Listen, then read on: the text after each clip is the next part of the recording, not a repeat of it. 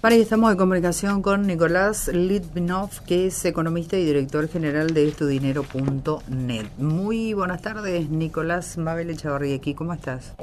Buenas tardes, Mabel, ¿cómo estás? ¿Todo bien por aquí? Bueno, a ver, hagamos balance de este primer mes de este 2019. El dólar, bueno, entre ayer y hoy se movió 50, 60 centavos, ¿no? Venía un poco Sí, atrasado. ¿Qué análisis haces de eso? Y está bajando algo lo que tiene que ver con las tasas de las LELIQ, un poquito por debajo de 50. sí.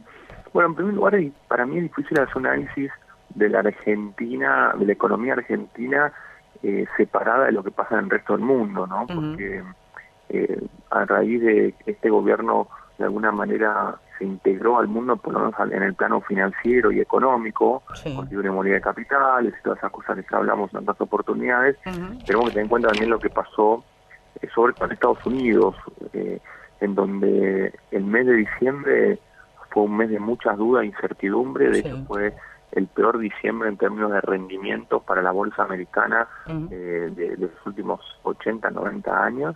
Sí. Y por lo contrario, el mes de enero fue el mejor arranque de año desde 1987. O sea, eso es una pauta de que estamos viendo momentos de mucha Sí. volatilidad, de mucha incertidumbre y de movimientos que no son normales, ¿no? Que es mucha fuerza a la baja y de golpe mucha fuerza al alza, Ujú. mucho optimismo y mucho pesimismo uno al lado del otro. Y Sí. en ese sentido es que la Argentina sufrió más que nada, bueno, lo que fue diciembre, el riesgo país, rompiendo al alza los 700 puntos Sí. y parecía dirigirse a los 1000 puntos Ujú. derecho, y luego este comienzo sorprendente de año en donde todas las economías emergentes tuvieron un excelente enero, volvió la confianza, Sí. volvieron algunos fondos, Ujú. y ahí hubo un rebote de las expectativas, y también de lo que sería la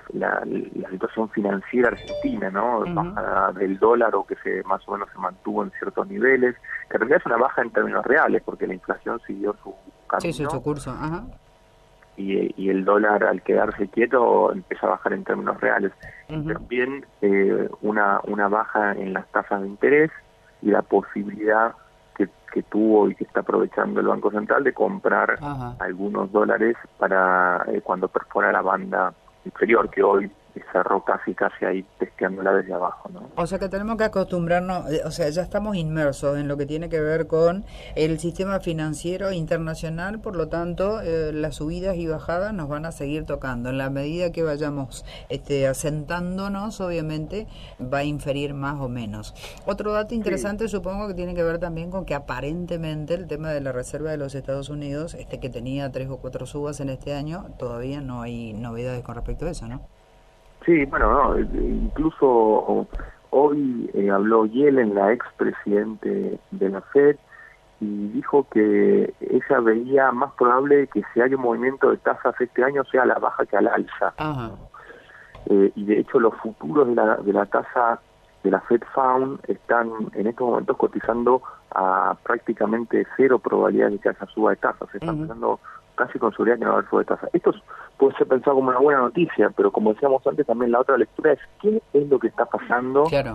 Ujú. en Estados Unidos como para que dejen de subir las tasas cuando están en la economía con pleno empleo, o con muy buen empleo, creciendo el PBI. Se ve que el tema de la guerra comercial con China, el problema del shutdown del Estado americano en la negociación que está haciendo Donald Trump para tratar de conseguir los fondos para el muro, Sí. y todo eso está repercutiendo en la economía global, y se ve que puede repercutir también en la economía argentina. El tema No, es totalmente. si China puede continuar con esas tasas de crecimiento del 6 y pico por ciento que viene ahora, o si esta guerra comercial con Estados Unidos puede perjudicar seriamente a China, y como contrarrelato también perjudicarlo a Estados Unidos, ¿no? Y ni hablar de lo que pasaría a la Argentina, porque, como decía, estamos está todo muy muy integrado, ¿no? Ujú.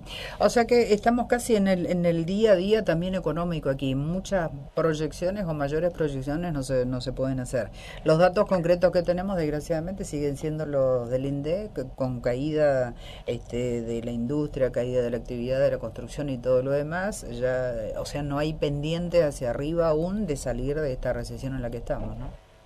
Sí, eso que decís es muy importante, porque fíjate que cuando los datos o las variables que sostienen el optimismo en el plano de lo que respecta al país tiene sus fundamentos en lo financiero exclusivamente y no en lo económico, Uh-huh. que es este caso, porque si vos le preguntás a la gente que está más esperanzada con que lo peor ya pasó, te van a decir, y fíjate cómo aumentaron las reservas, fíjate cómo bajó el dólar, fíjate cómo están bajando las LELIQs, son todos datos financieros. La economía real te muestra que el desempleo sigue aumentando, Claro. que la industria sigue cayendo, que las pymes siguen cerrando, Uh-huh. que las multinacionales se siguen yendo del país. Entonces, cuando está sustentado en fundamentos financieros, vos tenés que estar acostumbrado tenés que saber también que estas expectativas financieras cambian de manera muy violenta. Sí, sí, O sea, sí. como decíamos, el peor diciembre en 100 años, el mejor enero en 40, y así. Totalmente. Además, Nicolás, nosotros el año pasado, 2018, arrancamos, bueno, no súper bien, pero un año relativamente parecía tranquilo hasta marzo, mediados de abril, y a partir de abril tuvimos una inflación del 50, terminamos con una inflación del 2 meses 48. o 3 meses te cambió el Sí, panorama absolutamente. totalmente. Uh-huh. Ahora, vos fíjate que si para los que están muy esperanzados por el plano financiero, Uh-huh. cuando hablan por ahí con gente que está más en el tema, le dicen, mira, está bien todo lo que vos me decís, que bajaron, aumentaron las reservas, bajó las LELIQs, el dólar se mantiene, pero si vos sumás la deuda que tiene ahora la Argentina tiene deuda con el Fondo Monetario Internacional por 57.000 millones de dólares, deuda que contrajo antes de ir al Fondo Monetario Internacional para financiar el gradualismo que finalmente no resultó, por más de 50.000 millones de dólares, y la deuda de las LELIQs, justamente porque esta política monetaria no es gratis, tiene un costo, y eso es los pesos que tiene que pagar de intereses constantemente el Banco Central. Bueno, esa deuda en dólares ya superó los 22.000 millones de dólares. Cuando sumas todo, de las LELIQs, arriba, sí, de las LELIQs. O sea que cuando sumas deuda por gradualismo, deuda con el Fondo Monetario Internacional, como los 130.000 millones, más lo que después el Tesoro le debe a Arancel, pero sin contar eso, ¿no? Sí.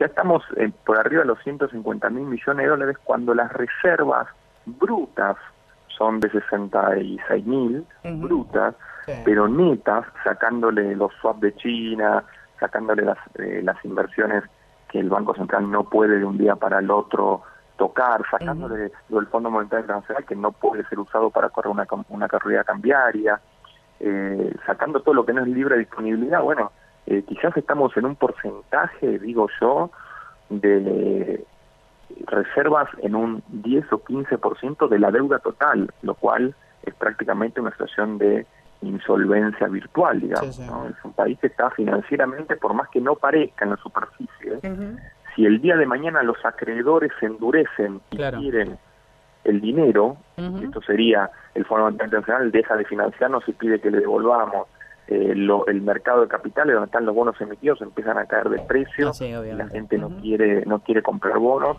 y se los saca de encima, y la gente que depositó los plazos fijos, que estuvieron bajando mucho en cuanto a tasa de interés, no mucho, pero que estuvieron bajando con la baja de las LELIQs.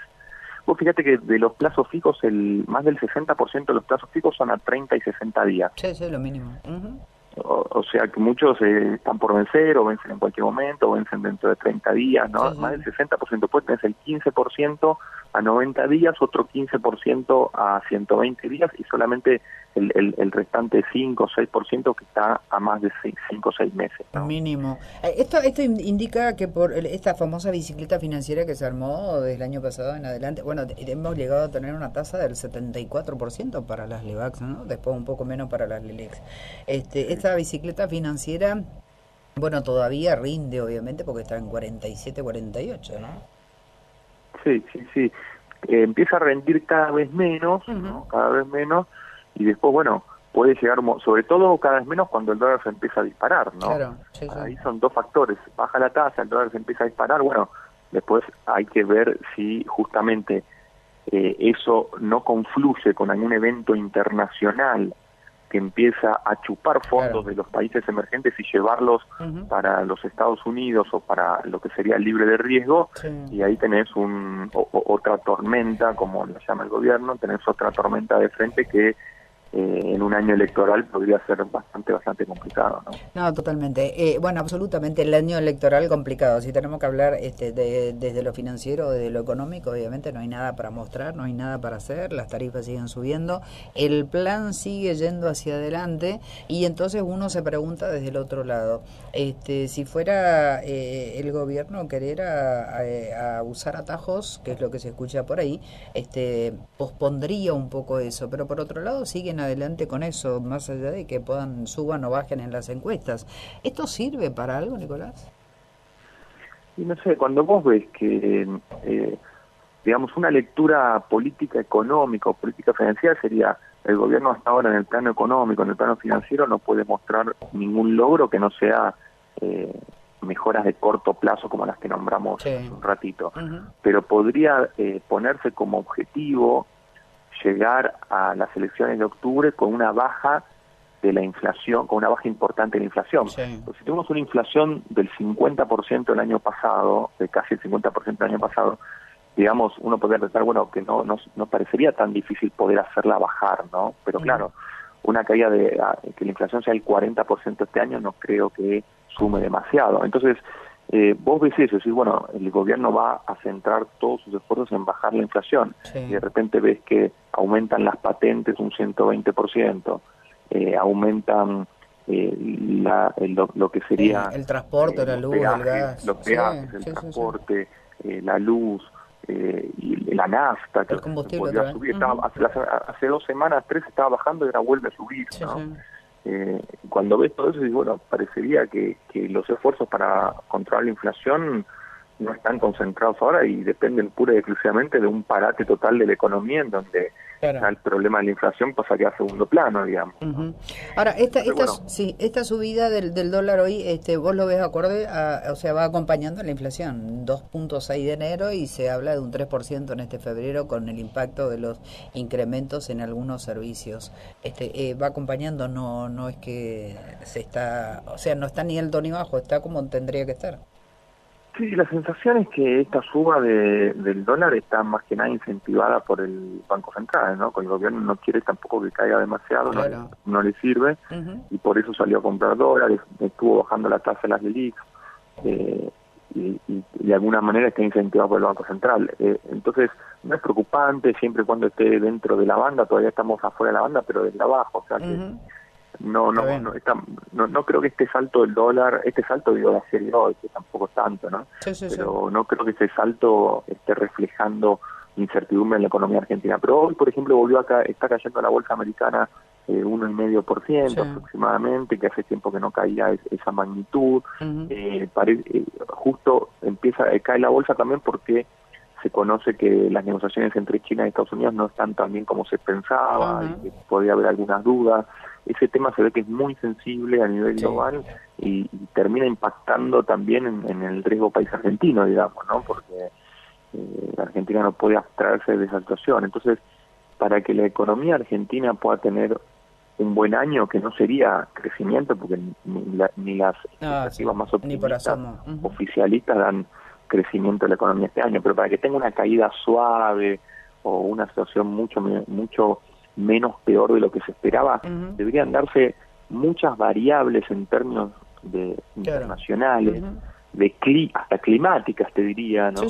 Hasta climáticas, para que entren los benditos dólares de la soja y de la cosecha, que bueno, podría pasar, pero yo creo que el inversor hoy en día tiene que tener en cuenta que sigue todavía caminando sobre un campo minado, ¿no? Que la cosa no está solucionada para nada, y que hay que estar muy, muy atentos y ser muy precavido a la hora de realizar nuevas inversiones. Totalmente. Bueno, y la última, bueno, hablamos casi todo de la macro de la inserción en este contexto internacional, que la gente por ahí escucha y dice, bueno, pero a mí directamente no me toca porque yo voy al súper y me aumentan me siguen aumentando los precios, tengo que pagar más la luz, tengo que pagar más el agua.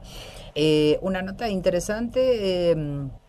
Acerca del uso de las tarjetas de crédito que me interesaría dar a conocer porque eso impacta directamente y es lo que está sucediendo. Distintas muestras dan cuenta que la gente está comprando en cuotas y con tarjeta de crédito la compra del supermercado. ¿Qué es lo que hay que tener en cuenta en este tipo de situaciones? Sí, justamente yo escribí una nota en La Nación este martes sobre eso, ¿no? En mi columna de finanzas, alertando. Justamente son los datos que provee el Banco Central. El Banco Central empezó a hacer un relevamiento de medios de pago en las cadenas mayoristas y medianas, ¿no? Que serían supermercados y supermercados. Sí. Y se vio que el crecimiento en lo que es pago con tarjeta de crédito en cuotas creció un 117% intraanualmente en diciembre, ¿no? O sea, más que se duplicó. Sí. ¿Eso qué quiere decir? Que la gente hoy en día están pagando en cuotas los alimentos, un gasto corriente como es el supermercado, pagándolo en cuotas porque necesita dinero para poder pagar otras cosas como los servicios, la luz que aumentó y todo. Empieza a financiar las compras de alimentos, lo cual es una práctica muy poco recomendable, ¿no? Porque te va comiendo línea crediticia en la tarjeta de crédito. Claro, eso es lo importante de la nota, que me pareció sumamente interesante, y creo que eso es lo que es importante transmitir a la audiencia fundamentalmente, ¿no? Uno tiene una compra, no sé, de 1.000 pesos en 3 cuotas, después tiene otra de 5.000 en 3 cuotas y 10.000 en 3 cuotas o en 4, y uno va sumando lo que tiene que pagar a fin de mes, para pagar el total de la tarjeta, obviamente, porque es lo que conviene, o si no, imposible con los intereses.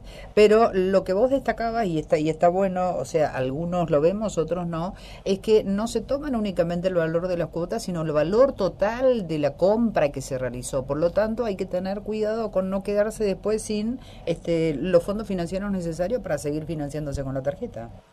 Exactamente, o sea, vos con la tarjeta tenés dos potenciales problemas. Uno es el que todos conocemos, o bueno, todos deberíamos conocer, que lo repetimos hasta el hartazgo, que es pagar el pago mínimo, ese 4 o 5% que te deja pagar la tarjeta y empezar a financiar con tasa de más del 130%. Ese es uno.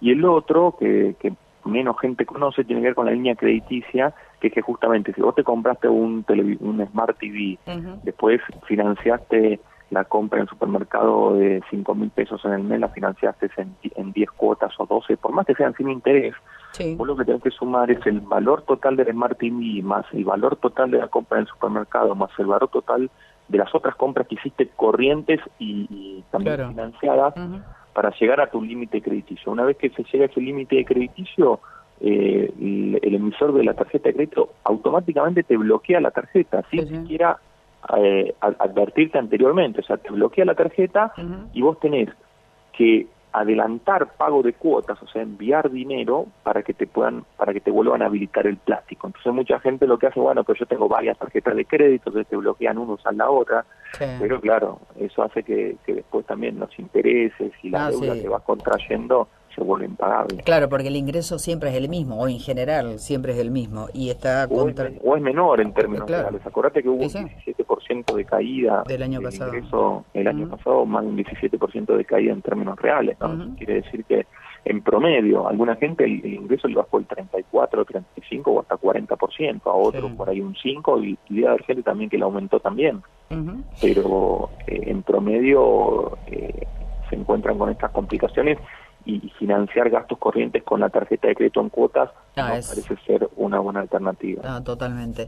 Bueno, nos ha quedado, como siempre que hablamos contigo, mucha información y sobre todo, más allá del contexto y de la macro, hablar también de estas cosas que nos afectan en el día a día. Nicolás Litvinov, gracias. Estudinero.net es el lugar donde también se pueden suscribir y recibir mails con este tipo de información que escribías en La Nación el martes. Gracias y buenas tardes. Buenas tardes, Mabel. Chao.